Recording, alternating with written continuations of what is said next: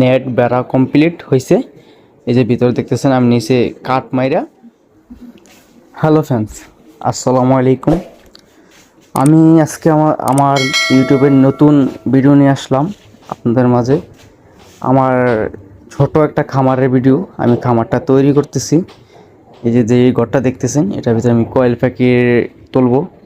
এই যে আপনারা ধাপে ধাপে যে ভিডিওগুলো দেখতেছেন, সেটা হলো আমার নিজস্ব করা ঘর।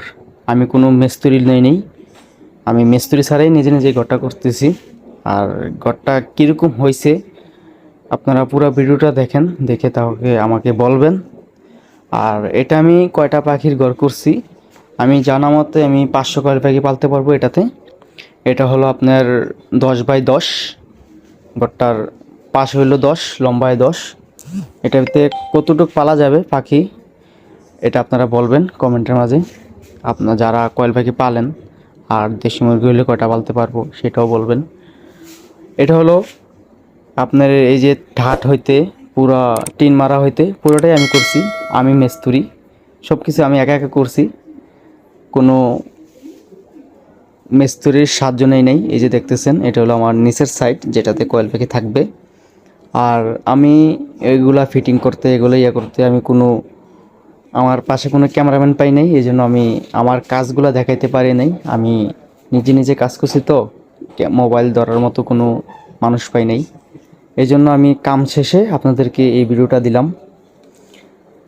আর ভিডিওটা কীরকম হয়েছে আপনারা জানাবেন। আর ঘরটা আপনাদেরকে কীরকম লাগছে সেটা আপনারা অবশ্যই কমেন্টের মাঝে বলবেন। এই যে আমি দেখতেছেন নেট বেড়া কমপ্লিট হয়েছে। এই যে ভিতরে দেখতেছেন আমি নিচে কাঠ মাইরা এই যে নেট বিছাইছি, এই যে দেখতেছেন। আর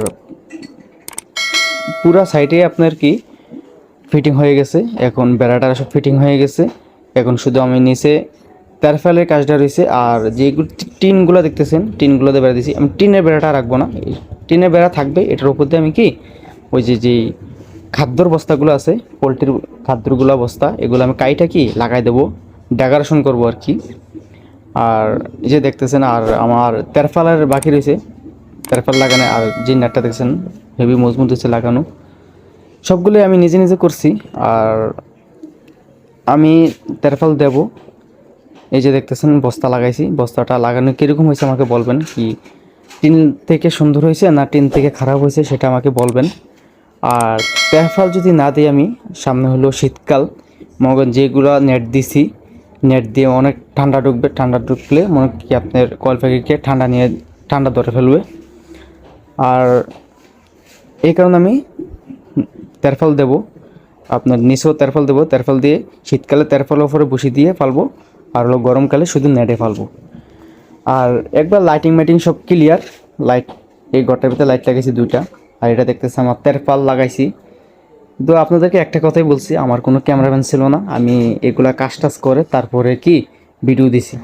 যদি ভিডিওটা ভালো লাগে তাহলে লাইক কমেন্ট শেয়ার করে দিয়ে যাবেন। আর আমাদের নতুন নতুন ভিডিও পেতে আমার নতুন ইউটিউব চ্যানেলটাকে সাবস্ক্রাইব করে রাখবেন। আর আমার কয়েল পাখি ভিডিও যদি দেখতে চান তাহলে চ্যানেলটা সাবস্ক্রাইব করে রাখবেন। আর ঘরটা কীরকম হয়েছে আপনারা অবশ্যই জানাবেন। আর আমি কথা বেশি বাড়াবো না, কয়েল পাখি আমি আনলে আপনাদেরকে আমি ভিডিওটা দেওয়ার চেষ্টা করব। আল্লাহ হাফেজ, সবাই ভালো থাকবেন, সুস্থ থাকবেন। আসসালামু আলাইকুম।